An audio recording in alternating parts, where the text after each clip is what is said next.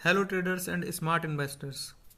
सो क्या आपका portfolio budget 2026 के लिए रेडी है? क्या उस दिन आने वाली रैली के लिए आप लोगों ने कुछ स्टॉक्स पर नज़र बनाकर रखी है, कुछ स्टॉक्स आपने लिए हैं?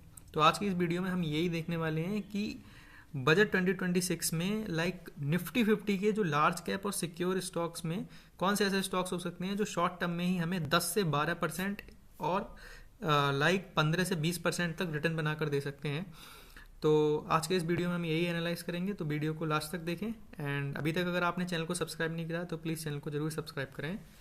एंड अभी अगर हम देखें तो निफ्टी 50 अपने जो इसका एक तरह से बहुत ही साइकोलॉजिकल लेवल और बहुत ही इंपॉर्टेंट लेवल था 25,000 का, उसका सपोर्ट लेने के बाद अभी 200 ईएमए का इसने ब्रेकआउट भी दे दिया है। 200 ईएमए पे है और जो इसका प्रीवियस सपोर्ट था 25,300, उसके आसपास ट्रेड कर रहा है। अभी मार्केट ओपन है तो देखते हैं कि क्लोजिंग में 3 बजे के आसपास ये कहाँ पर जाता है।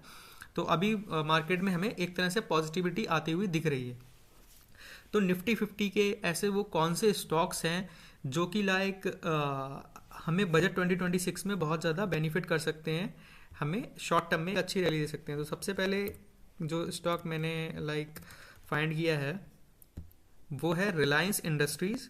सो हम आ गए हैं रिलायंस इंडस्ट्री के चार्ट पर। तो यहाँ पर अगर हम देखें तो रिलायंस इंडस्ट्री बेसिकली अपने जो ऑल टाइम हाई है, जो इसने 1595 यानी कि लगभग 1600 का बनाया था, उससे नीचे गिरकर आ गया है और अभी 1400 के लेवल पर ट्रेड कर रहा है। एंड यहाँ पर इसने अपना जो एक प्रीवियस रेजिस्टेंस लेवल जो था इसका, जो कि यहाँ पर सपोर्ट बना 200 ईएमए को तोड़ने के बाद इसने इसको भी ब्रेक किया और अब ये यहाँ पर बेस बना रहा है। एंड हम इस स्टॉक पर इसलिए नज़र रख सकते हैं क्योंकि बजट के दिन जब एक कुछ भी अनाउंसमेंट होता है energy, oil and gas sector से रिलेटेड, तो रिलायंस इंडस्ट्री हैवीली उसका जो रेवेन्यू आता है वो ऑयल एंड गैस रिफाइनरी और एनर्जी सेक्टर में बहुत ज़्यादा ये एक तरह से प्राइमरी कंपनी है। तो यहाँ से हमें अगर हम इस पर नज़र रखते हैं, ये जैसे ही इस लेवल का यानी कि लगभग 1425-1426 का ब्रेकआउट देता है, जैसा कि इसने यहाँ पर दिया था, तो हमें एक अच्छा रनअप देखने को मिल सकता है 1400 से लेकर 1425 से लेकर ये जो लेवल है 1550 तक का। तो रिलायंस इंडस्ट्री पर हम नज़र रख सकते हैं। एंड रिलायंस इंडस्ट्री में मोर ओवर एक बहुत बड़ा कब हैंडल पैटर्न भी बन रहा है, जो कि अगर हम यहाँ पर देखें, सॉरी कप विद हैंडल कहना गलत होगा, थोड़ा रिवर्स हेड एंड शोल्डर। ये एक हेड हुआ, सॉरी ये एक शोल्डर हुआ, देन ये पूरा एक हेड हो गया, देन यहाँ पर इसने एक शोल्डर बनाया जिसका यहाँ पर इसने ब्रेकआउट भी दिया था, पर नेगेटिव सेंटीमेंट की वजह से उसका एक तरह से ब्रेकडाउन हो गया। अब ये दोबारा से इसको एक तरह से पूरा एक छोटा सा राउंडिंग बॉटम या फिर बोलेंगे हम शोल्डर बनाएगा। एंड इसका जो टारगेट हो सकता है वो लगभग 1950 यानी कि लगभग 2000 का टारगेट इसका हो सकता है। एंड रिलायंस इंडस्ट्री के बाद निफ्टी 50 में ही एक कंपनी है HDFC बैंक। ओके, सो ये हम आ गए हैं HDFC बैंक के चार्ट पर। तो यहाँ पर अगर हम देखें तो मैंने अपनी प्रीवियस एक वीडियो में जिसमें मैंने डिटेल्ड एनालिसिस किया था HDFC बैंक का, उसमें मैंने आपको बताया था कि यहाँ पर ये एक तरह से अगर इस लेवल तक आता है, जो कि इंट्राडे में ये इस लेवल तक आया एंड यहाँ से ही इसने बाउंस बैक दिया है। और यहाँ पर हम देख सकते हैं इसने काफ़ी पॉजिटिव सेंटीमेंट के साथ यहाँ पर बाउंस बैक दिखाया है। और यहाँ पर जो यहाँ पर हम देखें कि ग्रोथ रेट जो है अप्रॉक्सीमेटली इसमें एक लेटेस्ट अपडेट जो आया है 11 से 12% है, जो कि प्रीवियस साइकिल से थोड़ी कम है। लेकिन अगर हम लार्ज कैप सेक्टर में देखें, लार्ज कैप में 10 से 12% की ग्रोथ काफ़ी अच्छी होती है। एंड जैसे ही टेक्निकली अगर हम देखें, जैसे ही इस लेवल का जो इसका लेवल है लगभग 945 से 950 के लेवल के बीच में इसका ब्रेकआउट देता है एंड 200 ईएमए के ऊपर जाके बैठता है, तो ये हमें एक अच्छा रनअप दे सकता है। जैसे कि इसने यहाँ पर रनअप दिया था, इसके बाद ये इसके ऊपर बैठा है एंड यहाँ से यहाँ तक इसने लगभग 950 से लेकर 1020 तक का यहाँ से इसने रनअप दिया। तो ये हमारा लगभग हमें यहाँ पर मिल सकता है 7 से 8% का गेन। तो ये HDFC बैंक। देन अगर हम बात करें TCS, टाटा कंसल्टेंसी सर्विसेज, ये IT सेक्टर का जाइंट है इंडिया का, सबको पता ही होगा। यहाँ पर अगर हम देखें तो इसने जो अपना एक इम्पॉर्टेंट सपोर्ट था 3180 का लेवल, इसको यहाँ पर ब्रेक किया। नाउ अभी ये उसी लेवल का लगभग ब्रेकआउट तो नहीं दिया है, उसी लेवल पर ट्रेड कर रहा है। तो आज देखते हैं इसकी क्लोजिंग बेसिस पर ये कहाँ क्लोज होता है, कि इसका ब्रेकआउट दे पाता है या नहीं। अगर लॉन्ग टर्म के पर्सपेक्टिव से आप लेना चाहते हैं टीसीएस तो आप ले सकते हैं, क्योंकि लॉन्ग टर्म में तो टीसीएस लाइक एक्सीलेंट कंपनी है, इंडिया की आईटी सेक्टर का बैकबोन है। और शॉर्ट टर्म के पर्सपेक्टिव से अगर आप देख रहे हैं, अगर आप का टारगेट जो है केवल बजट रैली है, तो 3460 का हमारा ये जो नेक्स्ट टारगेट रहेगा। एंड जैसे ही ये यहाँ पर लाइक ये जो इसने एक तरह से प्रीवियस रेजिस्टेंस दिखाया है, इसका ब्रेकआउट देता है, लगभग 3280 का ब्रेकआउट दे देता है, then we can expect a rally up to 3500 और इस लेवल तक। सो शॉर्ट टर्म में हम ये टीसीएस पर भी नज़र रख सकते हैं। देन हमारा एक स्टॉक है जो कि ऑटो सेक्टर का है, वो है बजाज ऑटो। बजाज ऑटो में अगर हम लाइक देखें तो ये मैंने बजाज ऑटो का चार्ट ओपन कर रखा है।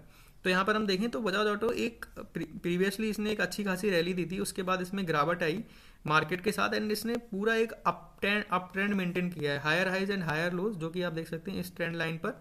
एंड अभी इसने अपना हाई लगाया था, जो अभी रिसेंट में जो इसने हाई लगाया था वो 9,988 के आसपास लगाया था, और उसके बाद जब मार्केट में नेगेटिव सेंटीमेंट हुआ तो इसने गिरावट दिखाई।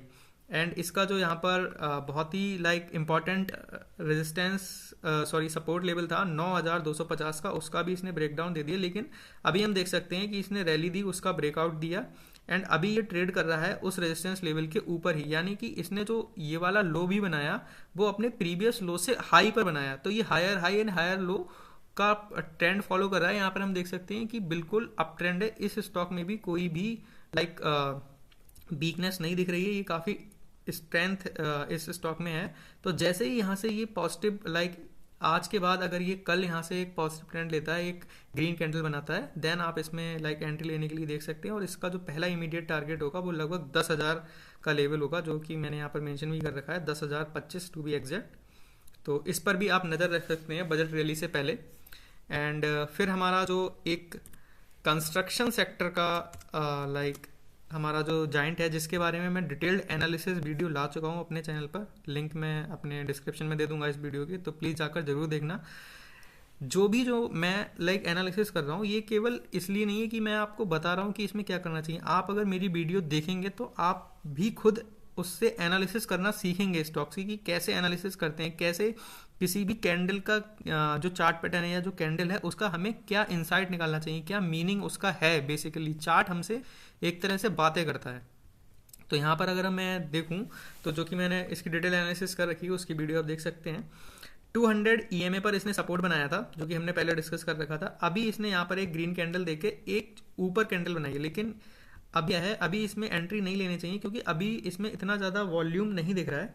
पर कंस्ट्रक्शन सेक्टर जो कि एक तरह से प्रोमिनेंट और प्राइमरी फोकस रहेगा बजट का, तो L&T में हमें एक बहुत अच्छा रनअप देखने को मिल सकता है। और L&T काफ़ी दिनों से चला भी नहीं है, हम देख सकते हैं इसने जो अपना हाई बनाया था वो दिसंबर 2024 में बनाया था, और उसके बाद से इसमें गिरावट आई, फिर इसमें ये कंसोलिडेशन आया, फिर इसने यहाँ पर मार्केट के साथ जब पॉजिटिविटी आई तो इसने चलने की कोशिश की, लेकिन मार्केट सेंटीमेंट नेगेटिव होने के कारण ये नीचे भी गिर गया। अभी अगर ये यहाँ से चलना शुरू करता है और इस जो इसका जो एक पैटर्न बन रहा है एक तरह से थोड़ा सा राउंडिंग बॉटम जैसा, एंड यहाँ पर अगर हम देखें तो इसका जो लेवल है 3,960 का जो लेवल है, अगर ये इसका ब्रेकआउट देता है एंड इसका ब्रेकआउट देने के बाद लाइक जैसे ये इसका ब्रेकआउट देता है एंड इसका ब्रेकआउट देने के बाद रीटेस्ट करता है, तो वैसे ही हमें इसमें एंट्री लेनी चाहिए with the stop loss of like 3,960 का स्टॉप लॉस के साथ, और उसको ट्रेल करने के साथ साथ हम इसमें भी एक रनअप देख सकते हैं। तो आप इन स्टॉक्स पर नज़र रख सकते हैं। ये पैटर्न बिल्कुल वैसा ही है जैसा कि हमने अभी बजाज ऑटो में देखा था।